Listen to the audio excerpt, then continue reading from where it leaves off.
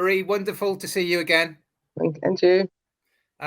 It was a true privilege to spend some time with you at the recent Neurodiversity Awards, and to hear your story as founder and chief exec of your own charity, through to being an elected councillor, and then the huge amount of community initiatives that you're involved with. It was truly inspiring to spend time with you. So why don't we start there, Marie? Why don't we start with you and you telling us a little bit about your story?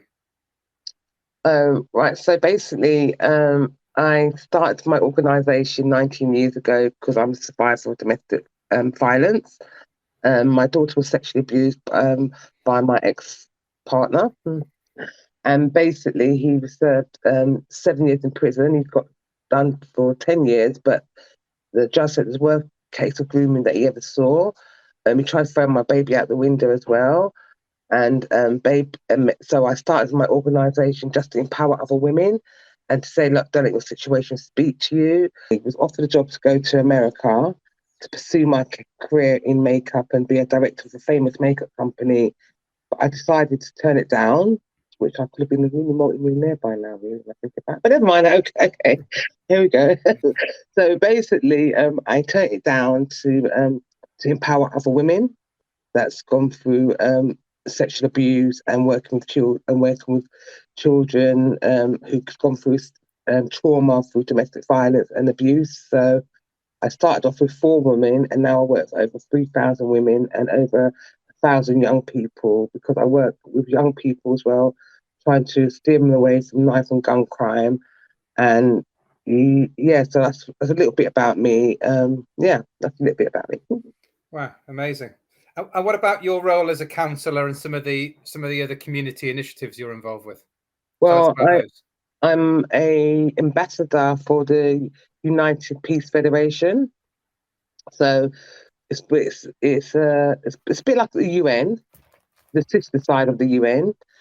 So we talk about multiple things as all kinds of people, race, colour, creed, different people with different religions. So it's about empowerment, it's about helping, it's about networking, it's about doing various topics on different stuff, working with the young people of the Federation, building champions.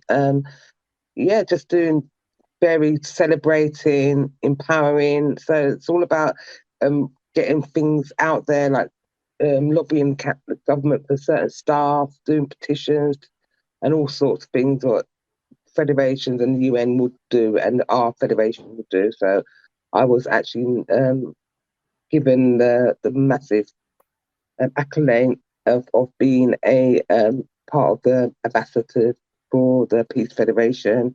I was a former councillor. I was about to say the word. I was about a former councillor for my ward, which is the ward that I got my charity in, which is Queenstown ward. I believe I was more a buffer between the council and the community.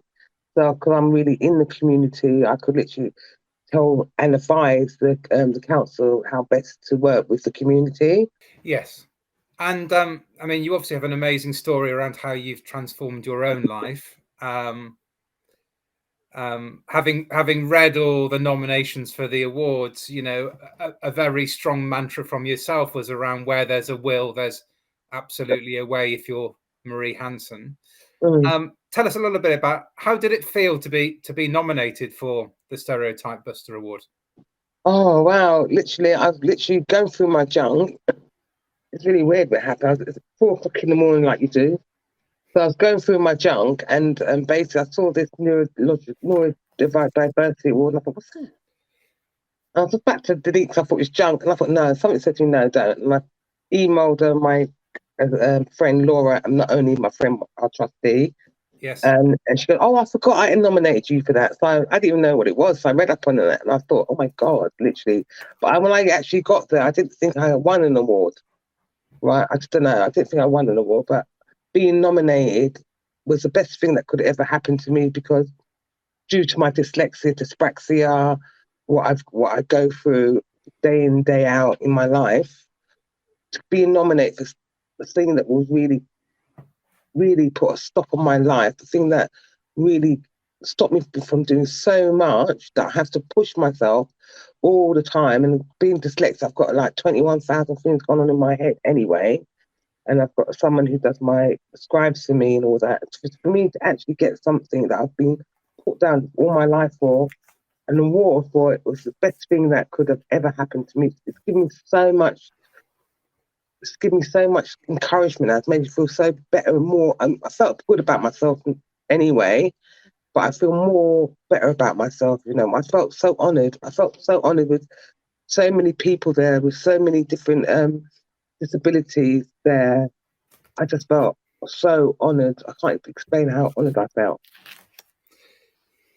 Well, you had a truly inspiring story to tell, Marie, and you know, we haven't touched on the MBE yet, but you know, we certainly had a neurofabulous group within that audience on the day, which was great to see. I suppose one of my big takeaways from the event and from our friends at Genius Within was around the theme that until we have inclusivity by default, we will have to create neuro inclusion by design. I suppose in that context, just tell us some of your stories around, you know, have you experienced stereotyping against yourself in the workplace? I've always worked for myself, to be quite honest, because of that's the very reason. Right. You never get promotion. I felt when I was working, I felt very introvert. I felt very into myself. I didn't really speak much. I've always done like jobs that I don't really want to do because, you know, anything to do with writing or spelling, you just kind of get scared of, because like mine was because of my schooling and how I was made to feel. So I've always got jobs that I didn't really want to do. And then, yeah, people kind of whisper or laugh at you. So now, like, I mean, I'm 57 years old. I'm not really ashamed to say it. I'm 57 years old, but in my days, you had nothing. No one would help you. Literally no one. Literally, it was so hard. There was no such thing as dyslexia when I was growing up. There was no such thing as getting extra time in your exams or anything like that. It was just like, just got fail. Do you know what I mean? The only thing I passed in, which was really good, was drama, because I was acting up all the time.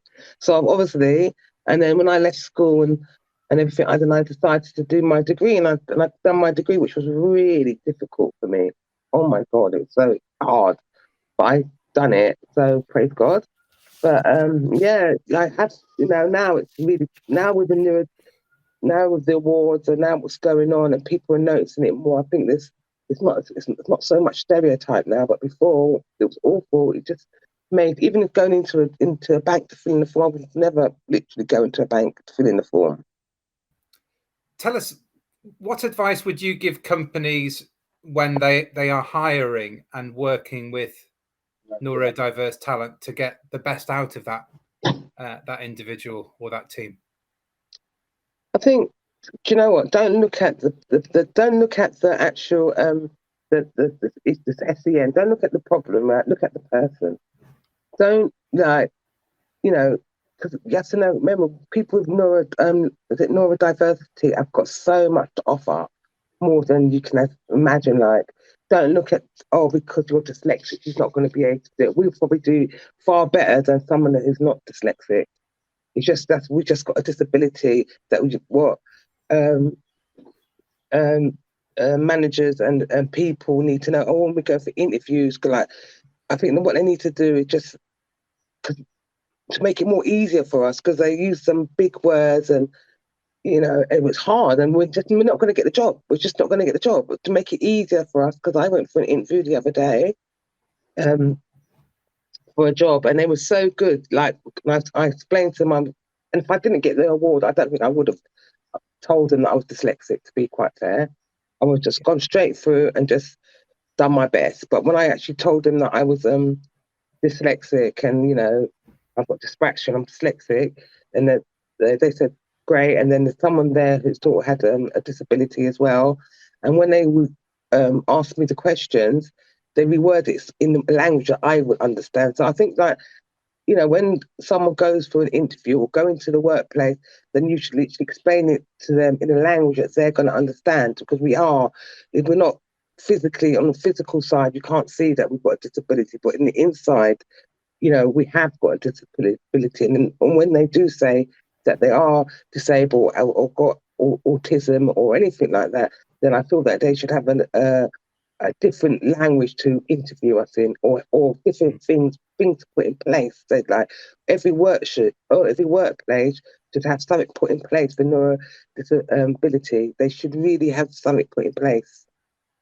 So your message is be transparent about any disability, Yeah, particularly hidden disabilities. As our friends at Genius Within say, 90% of disabilities are hidden disabilities, aren't they? Yeah, and literally don't, because you can literally they could literally damage somebody. They can crush someone's spirit, and that could lead into mental health, suicide, or whatever, or just someone not believing in themselves. So, and also I feel that in the workplace, people should actually read up on it, read up on dyslexia, read up on autism. People with autism, they can do as well as a next person can do. Some of dyslexia could be just even better or greater. Just read up on the disability and just then fit the job criteria around that disability. Yeah, I mean, we're doing a lot of work at Hayes around Amazing. supporting hiring managers on how to engage and attract neurodiverse talent into their organisations. What would be your advice, Marie, around how you work with neurodiverse communities to get the best from them and to help them achieve their potential and have a successful career? I just think that really, which I'm glad you asked me this question. I think you should find out what their skill is, because some people with autism are very good at graphics, drawing, writing. So use them for the best skills that they can do. Don't give them something that is not going to work. It's like if you say to me, sit down and do an exam or sit down and write this out. Well, I'm not going to be able to do that without being stressed and my hands getting hot and my head starting to feel like I'm going to pass out. I'll be sick. I'm not going to do that. Don't put them in difficult situations. Find out what is their niche. What can they do? 'Cause I know that if you gave someone with a disability what they can do, they will do it to 101% or maybe even 200%. You'll get the most out of them. Give them something put the job description, jobs that they can do. Don't try and make things difficult. And literally, if they need someone to scribe for them, then get someone to scribe. It might cost a company a little bit more money to get someone to scribe, but I'm telling you, you will get the best out of that person. Absolutely. So amplify people's strengths. Yes, As we 100%. say, no two brains are the same. No. And it's not fair as well, because I find that people with neurodisabilities, they literally always get left out. Do you know what I mean? They always get left out. I don't think it's fair, because it's just keeping them down. Yes, and absolutely. And you're a huge ambassador for neurodiverse communities, and you're a huge ambassador for breaking the stereotype, Marie. Yeah. Tell us, how can your experience help other neurodiverse individuals, getting into and succeeding in the world of work?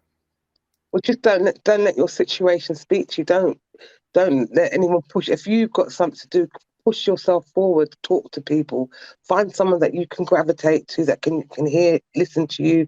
If you can read up on books, read up on books. Yeah, just don't let your situation. Just keep on forcing yourself. Don't ever feel like you can't do it, because everything's impossible. And ask for help. Don't ever be scared. I was that scared person, never asking for no one for help, doing it by myself till can actually make you feel so low. But just keep on pushing yourself, because I know that you've got an idea, and I know I know it will work. I know that plan will come to pass. And again, based on your experience, what's inspired you to do the amazing things you've done? I think what's inspired me is where I was, where going through domestic violence and that, and I just wanted to help. And then just like where I see loads of people, their lives have changed. I mean, even we do the teacher assistant class at S.T.O.R M, but I actually built my own modules around dyslexia. So we've got level 1 in SEN and level 2 in dyslexia. So I've actually put it onto the course so that when the teacher assistants finish their course, then they will know about dyslexia and SEN, so they can go to school and they can literally see dyslexia at a very early age, because it's not really caught at an early age, because a lot of young people, a lot of children that have got this dyslexia, they are very disruptive and they will be called disruptive, but they're not. It's just a cry for help. So I've actually made my own modules up for that along with my friend. What inspires me is like when I see women change their lives around, people going into university, people getting in employment, young people going to uni, who probably would have been in a gang, just seeing like people's lives change, that's what inspires me. Marie, it sounds more like a movement you've created rather than sharing an experience. But thank you so much for today and for sharing your